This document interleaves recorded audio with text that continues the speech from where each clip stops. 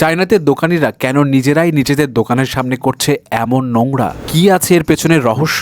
Chinese বিক্রেতাদের এই ভাওতাবাজির পেছনে যে লজিক তারা দাঁড় করিয়েছে, সেই লজিক জানলে আপনি সত্যি অবাক হবেন। সো বর্তমানে বিশ্বে যে অবস্থা, তাতে সব দেশের মতো চায়নাতেও বিজনেসে ভাটা পড়েছে। আর সেই ভাটা পড়া বিজনেসে এবার জোয়ার ফেরাতে এক নিনজা টেকনিক খাটালো চাইনিজরা।